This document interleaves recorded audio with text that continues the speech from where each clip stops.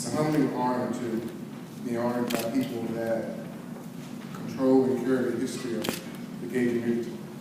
I've been gay from the beginning of my conception and have not anticipated changing that at this time. The fight against HIV and AIDS was a real and reality change for a young man coming to the District of Columbia, hoping to be a radiology tech or a radiologist, finding out that going to GW that you and your partner have HIV. He'll be gone in 6 months, and so will you. For a young man to hear those, the whole world of your life changes in the blink of an eye. From that point, I didn't fail to lose my understanding to fight, and continue to fight today. The journey of HIV and AIDS is a long and continuous one for many of us who still live today fighting not just disease, but also its discrimination.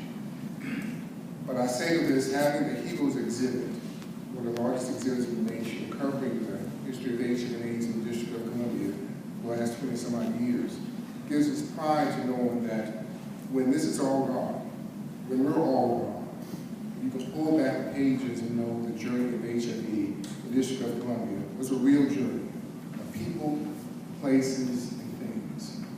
Be proud that the District of Columbia can someday say that we were part of the fight against HIV and AIDS, but also we're part of the understanding of who we are. Because we cannot look back and tell our journey. How can we tell someone the journey that we've traveled? Amen? Amen.